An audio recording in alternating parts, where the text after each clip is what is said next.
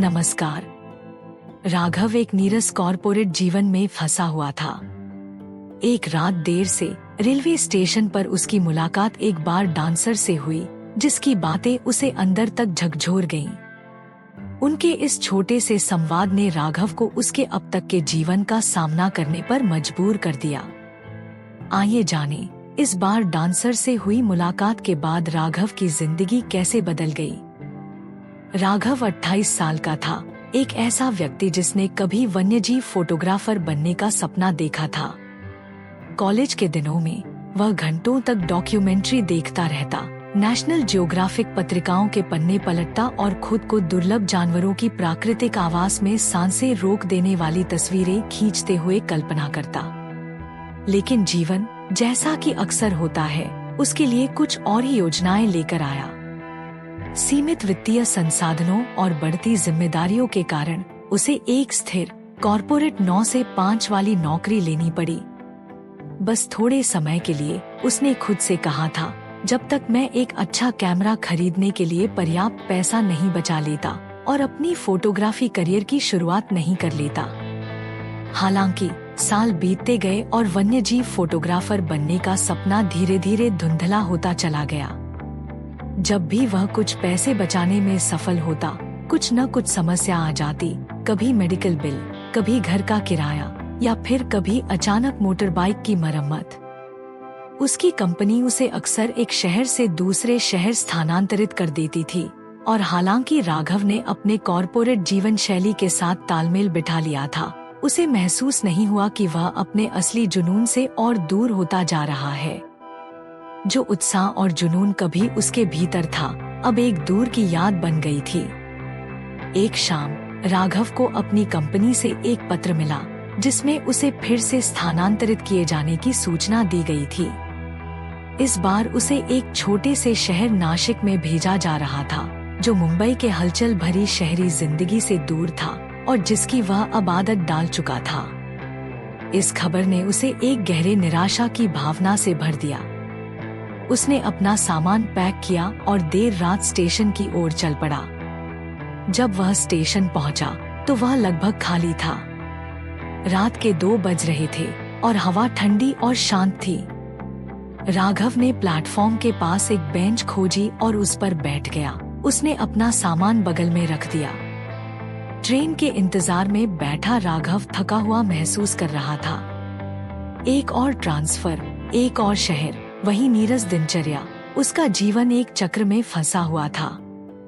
चुपचाप बैठे हुए राघव सोच में डूबा हुआ था कि तभी एक महिला आई और उसके सामने वाली बेंच पर बैठ गई। वह लगभग 30 की लग रही थी। उसने एक लाल कुर्ती पहन रखी थी जो स्टेशन की मध्यम रोशनी में खिल रहा था। उसका चेहरा पसीने से चमक रहा था और उसके बाल थोड़े बिखरे हुए थे। इसके बावजूद उसमें एक अजीब सी शांति थी। राघव ने उसकी ओर देखा और सोचा, इस समय वह यहाँ क्या कर रही है? इतनी रात को वह कहाँ जा रही होगी? कुछ देर बाद राघव ने उसे एक हल्की मुस्कान दी। महिला भी राघव की ओर देखकर मुस्कुराई और फिर अपना ध्यान फोन पर केंद्रित कर लिया। राघव को उससे बात करने की इच्छा हुई, शायद अकेलेपन के कारण।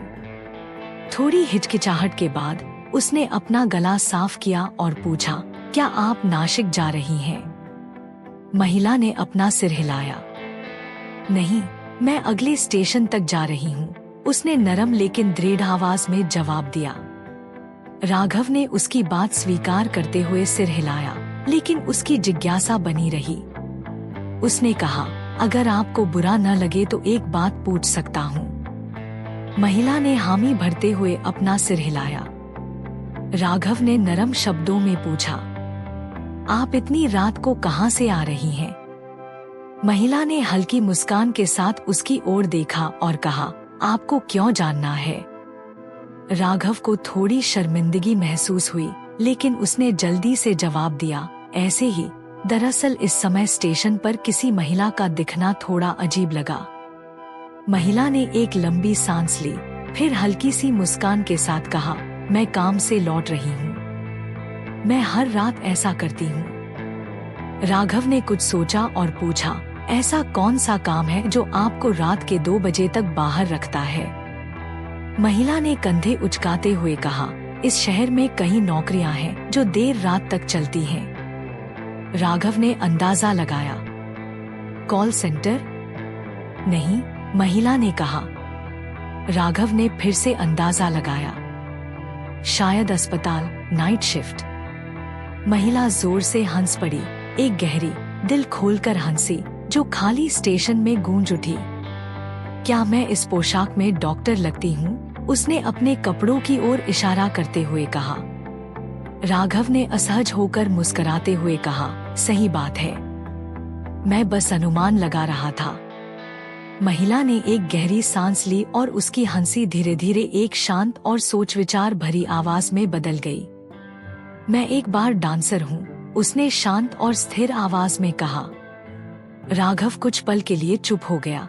यह जवाब सुनकर उसे समझ नहीं आया कि क्या कहे। वो किसी बार डांसर से पहली बार मिल रहा था। महिला उसकी चुप्पी को नोटिस करते हुए सिर झुकाकर हल्की मुस्कान के साथ बोली, क्या तुमने कभी किसी बार डांसर से मुलाकात नहीं की? राघव अब भी उसके शब्दों को समझने की कोशिश कर रहा था। महिला फिर से मुस्कुराई और बोली, तुम मर्द भी ना अजीब हो।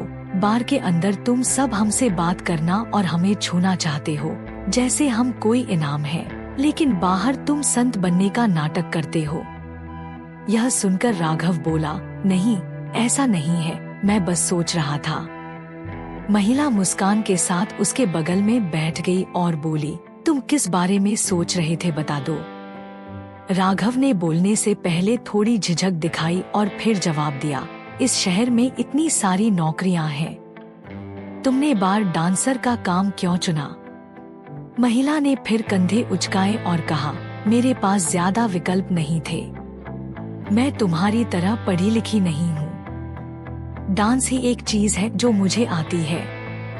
राघव ने उसकी ओर देखा, उसकी बातों में छिपी थकान को महसूस करते हुए कहा, अगर तुम्हारे पास एक विकल्प होता तो तुम क्या करना चाहती?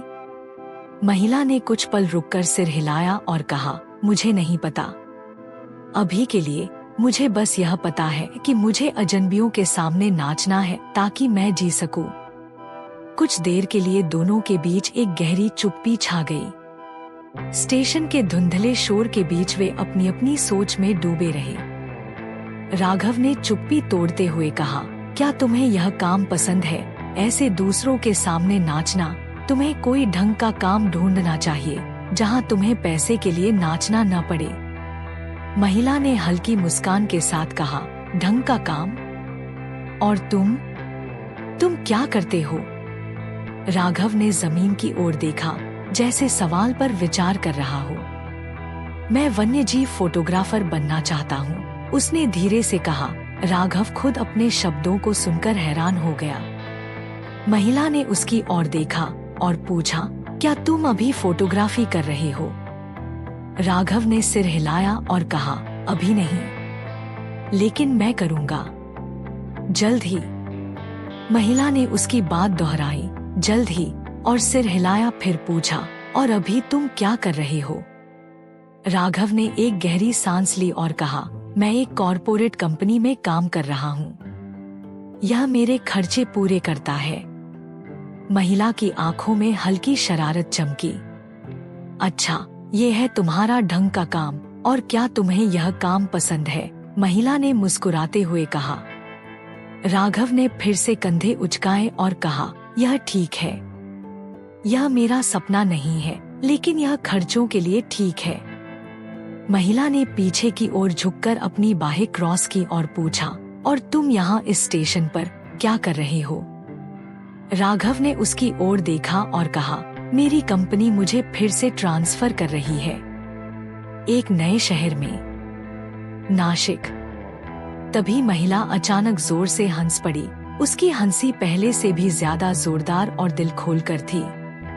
राघव ने भ्रमित होकर पूछा, क्या हुआ? इसमें इतना हंसने की क्या बात है?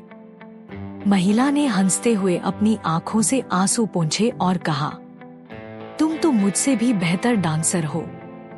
राघव ने उलझन में पूछा, तुम्हारा क्या मतलब है? महिला उसके करीब आई और मुस्कुराते हुए बोली, तुम सोचते हो कि मैं बार में कुछ घंटों के लिए नाच रही हूँ, लेकिन तुम्हें तो तुम्हारी जिंदगी एक जगह से दूसरी जगह नचा रही है, एक शहर से दूसरे शहर। तुम तो जिंदगी के इशारों पर मुझसे भी अच्छा नाच रहे हो। राघव उसके शब्दों से स्तब्ध रह गया। उसकी बातों ने उसे अपेक्षा से कहीं ज्यादा गहराई से प्रभावित किया। उसे अचानक ऐसा महसूस हुआ जैसे उसकी आंखें खुल गई हों। वह सच में नाच ही तो रहा था, संगीत के लिए नहीं, बल्कि जिंदगी की मांगों की धुन पर। वह लगातार चलता जा रहा था, काम कर रहा था, जो जरूरी था उसे कर रहा था, लेकिन कभी अपने खुद के सपनों का पीछा नहीं किया। उसने जिंदगी को अपने कदमों की दिशा तय करने दी थी, और इस प्रक्रिया में उसने अपनी खुद की धुन पर नाचना भूल ही गया था। महिला ने राघव की ओर देखते हुए कहा, कहाँ खो गए मिस्टर फोटोग्राफर? राघव बस उसे देखते ही रह गया और कुछ न बोल सका। प्लेटफॉर्म पर ट्रेन भी आ चुकी थी। महिला खड़ी हुई और ट्रेन की ओर जाने लगी। ट्रेन के अंदर जाने से पहले महिला मुड़ी और देखा कि राघव अभी भी वहीं बैठा है। वो उसके पास गई और उसने कहा, मैं तो आज नहीं तो कल ये बार में नाचने का काम छोड़ दूंगी, पर तुम्हें जिंदगी के इशारों में नाचने का काम जल्द ही छोड़ना होगा। ये उम्र कब बीत जाती है पता ही नहीं चलता।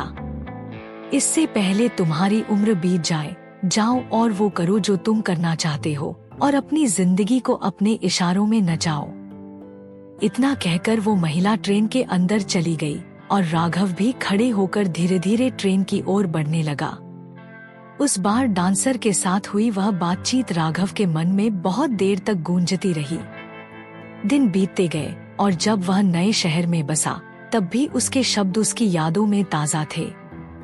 वह सचमुच जीवन के इशारों पर नाच रहा था, लेकिन जिस तरह से उसने कभी सपना देखा था उस तरह से नहीं। वह बिना मकसद के चलता जा रहा था, अपनी दिनचर्या निभा रहा था, और इस बीच उसने सपने को दूर जाने दिया था। कई दिनों की सोच विचार के बाद राघव ने एक फैसला किया। उसने अपने कॉर्पोरेट कार्यालय में इस्तीफा सौंप दिया और अपने बैग पैक कर लिए। इस बार किसी और ट्रांसफर के लिए नहीं, बल्कि अपनी खुद की चुनी हुई यात्रा के लिए। उसने अपने पास जो थोड़ी सी बचत थी उससे एक अच्छा कैमरा खरीदा और जंगल की ओर निकल पड़ा, उस सपने का पीछा करते हुए जिसने कभी उसके दिल में आग लगा दी थी। सालों बाद पहली बार राघव ने खुद को आजाद महसूस किया। अब जो नाच वह कर रहा था वह उसका अपना था, बिना किसी धागे के।